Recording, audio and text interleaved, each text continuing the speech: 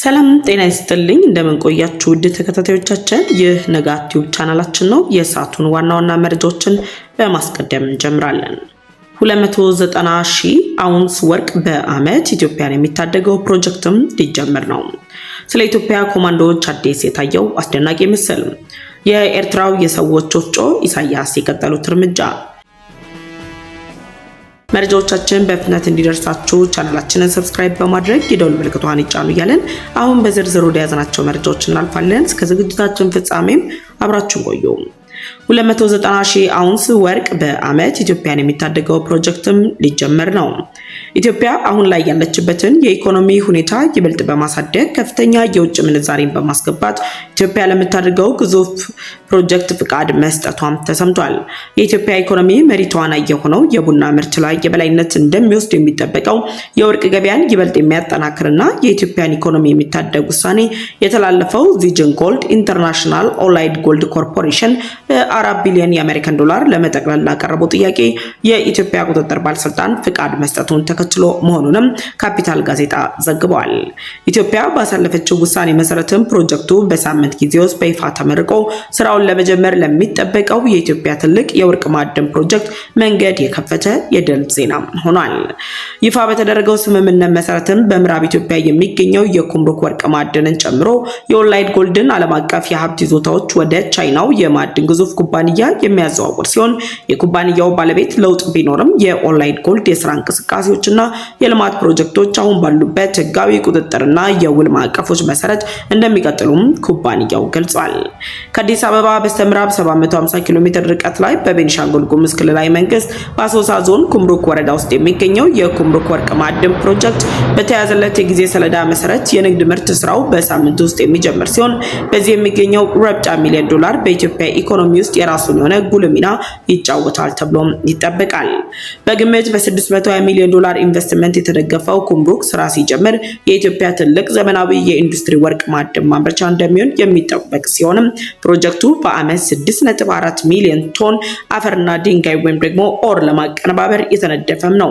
በመጀመሪያዎቹ ዓመታት የወርቅ ምርት በአመት 290,000 አውንስ ገደማ ይደርሳል ተብሎም ይጠበቃል።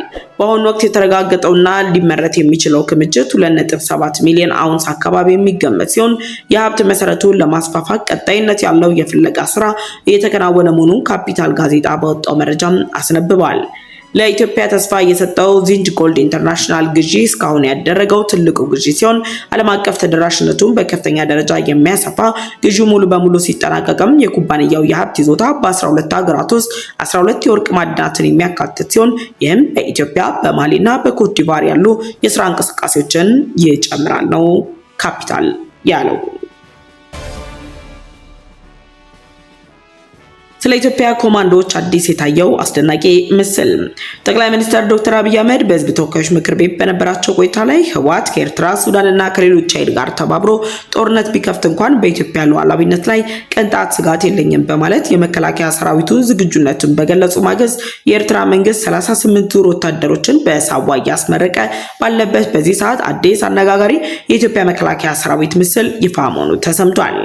የኢትዮጵያን ሉዓላዊነት በማስቀጠልና ከፍተኛ ብቃቱ የሚታወቀው የኢትዮጵያ መከላከያ ሰራዊት ልዩ ኮማንዶችን እንቅስቃሴ የሚያሳየው አዲስ ምስል የኃይሉን ከፍተኛ የውጊያ ዝግጁነትና ፈጣን የማጥቃት በግልጽ የሚያሳይ መሆኑ ኢትዮጵያ ለየትኛውም የውስጥም ሆነ የውጭ ኃይል ዝግጁ መሆኗንም አስመስክሯል።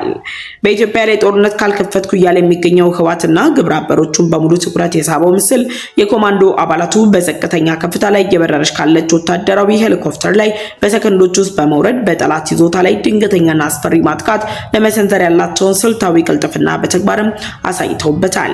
ይህ አይነቱ ከአየር ወደ ምድር የሚደረግ የፈጣን ስምሪት ታክቲክ ኃይሉ በማንኛውም አስቸጋሪ መልክዓ ምድርና የጸጥታ ሁኔታ ውስጥ ገብቶ ግዳጅን በስኬት ለመወጣት ያለውን የስነ ልቦና ጽናትና ዘመናዊ ወታደራዊ ልምምድን ቁልጭ አድርጎ የሚያሳይ ሲሆን የኢትዮጵያ ጦር ለደረሰበት ዘመናዊ የጦር ዝግጅት ማረጋገጫ ተደርጎ የሚቀመጥ ሆኗል።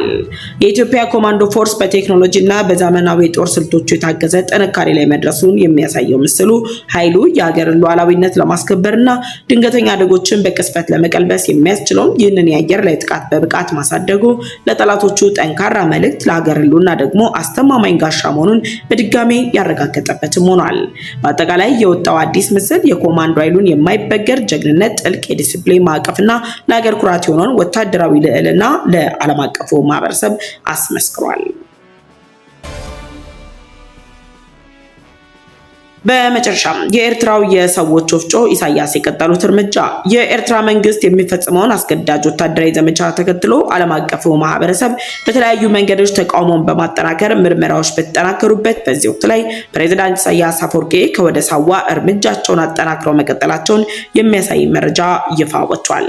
በኤርትራ የሚገኘው ሳዋ ወታደራዊ ማሰልጠኛ ወይም የኤርትራው የሰው ወፍጮ ተብሎ የሚጠራው ካምፕ ወጣት ኤርትራውያን ህይወትን መቅጠፉን የሚያስቀጥል እርምጃ የኤርትራው ፕሬዝዳንት ኢሳያስ አፈወርቂ እየወሰዱ መሆናቸውን አዲስ ስትራቴጂ ባወጣው አዲስ ጽሑፍም አስነብበዋል።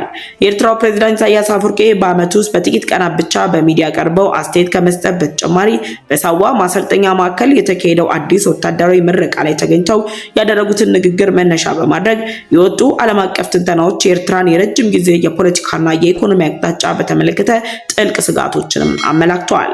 የኤርትራ መንግስት ከኢትዮጵያ ጋር የገባበትን ውጥረት ተከትሎ ኢትዮጵያ በጦር ኃይሏ ላይ እየወሰደች ያለችው ሁሉን አቀፍ እርምጃ ስጋት እየፈጠረብኝ ነው የሚል መግለጫ ሲያጀቡ የቆየው በሳዋ ያስመረቃቸው ወታደሮች ኤርትራ ለጦርነት እየተዘጋጀች መሆኗን የሚያመላክት እንደሆነ በትንታኔው የወጡ ሀሳቦች ያሳያሉ። በዓለም አቀፍ ደረጃ ከወጡ ትንታኔዎች መካከል በቀዳሚነት የሚቀመጠው አዲስ ስትራቴጂ ትንታኔ እንደሚያሳየው የአይነቱ ወታደራዊ ምረቃ የሀገሪቱ ወጣቶች ከታዳጊነት ወደ አዋቂነት በሚያደርጉት ሽግግር ላይ መንግስት ፍጹም ቁጥጥር የሚያደርግበትና የሰዎች መፍጫ ወፍጮ ሂውማን ሚል በመባል የሚታወቀው ማለቂያ የሌለው የግዳጅ ምልመላ ስርዓት በድጋሚ የሚያጠናክር እንደሆነም ገልጸዋል። በተለይም የተባበሩት መንግስታት ድርጅትና የአውሮፓ ሀገራት የሰብአዊ መብትን የሚጥስ ዘላቂ የግዳጅ ወታደራዊ አገልግሎት በአስቸኳይ እንዲቆምና ማሻሻያ እንዲደረግበት ኤርትራ በተደጋጋሚ እየጠየቁና ግፊት እያደረጉባት ባሉበት በዚህ ወቅት ላይ የአስመራው መሪዎች ዓለም አቀፉ ማህበረሰብ ጥሪ ወደ ጎን በመተው እርምጃቸውን በተገላቢጦሽ መቀጠላቸው የሁኔታውን አሳሳቢነትም ይበልጥ የጨመረና ኤርትራ ራሷን ከመከላከል የምታስቀምጣቸውን የደህንነት ስጋቶችን ይበልጥ በማጠናከር ኢትዮጵያ ላይ የጀመረችውን የጦርነት ቀስቃሽ የሚል ክስ ለማጠናከር የታቀደ አካሄድ ተደርጎ የሚነሳ ሆኗል። ኤርትራ ወረራ ሊፈጸምብኝ ነው በሚል ሐሰተኛ ስጋት የምታካሄደው ግዳጅ ምልመላ ስርዓት በኤርትራ የኢኮኖሚና ማህበራዊ ህይወት ላይ እያደረሰ ያለው ተጽዕኖ እያደገ መምጣት ኤርትራውያን ወጣቶች ለህገወጥ ስደት የዳረጋቸው ሆኗል። የኤርትራ መንግስት በወጣቶቹ ላይ እያሳለፈ ባለው ውሳኔ በሳዋ በኩል የሚያልፉ ወጣቶች የተለመደውን የዩኒቨርሲቲ ትምህርት የመከታተል ሙያ የመማር ወይም የራሳቸውን የንግድ ስራ የመጀመር እድል ተነፍገው በዝቅተኛ ክፍያ ለግዴታ ስራዎች የሚመድቧቸው ሲሆን ከዚህ ጋር በተያያዘም የተባበሩት መንግስታት ድርጅት በሰብአዊ መብት ኮሚሽን በኩል ባወጣው ጥናት መሰረት ላደረገው መግለጫ በኤርትራ ማስታወቂያ ሚኒስትር አቶ የማነ ገብረ መስቀል በኩል የተሰጠው አዲስ የደሞዝ ጭማሪና የስራ ሁኔታ ከእውነት የራቀ መሆኑን የሚያሳይ ሆኗል።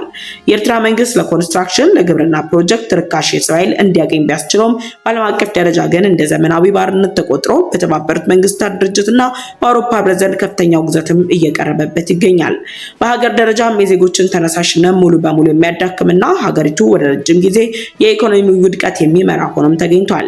በተጨማሪም ትናንትና ባለፉት 3 አስርት ዓመታት በኤርትራ አርጅቶ በበሰበሰው የፖለቲካ አመራርና በአዲሱ ትውልድ መካከል ያለው ሰፊ የትውልድ ልዩነትና የስልጣን ሽግግርን የሚያጎላ ሲሆን ለዚህም ብሉ ሪቮሉሽን የሬድሲ አፋርን ጨምሮ ሌሎች ኃይሎች ማሳያ ተደርገውም ይወሰዳሉ።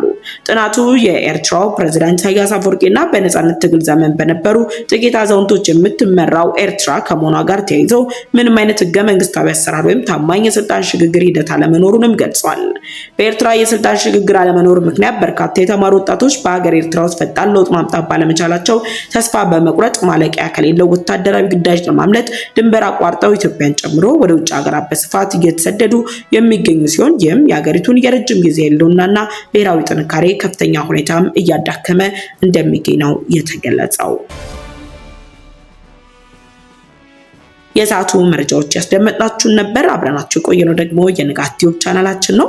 ለንጋት ቲዩብ ቻናላችን አዲስ ከሆናችሁ የደወል ምልክቷን ተጭናችሁ ቻናላችንን ሰብስክራይብ በማድረግ ቤተሰብ እንድትሆኑ ጋበዝናችሁ። ቻናላችንን ሰብስክራይብ አድርጋችሁ ቤተሰብ ከሆናችሁ ላይክ እና ሼር በማድረግ ለወዳጅ ዘመዶቻችሁ እንድታጋሩ እንጠይቃችኋለን። በቀጣይ በሌሎች ዝግጅቶች እንመለሳለን። እስከዛው ቸር ቆዩ።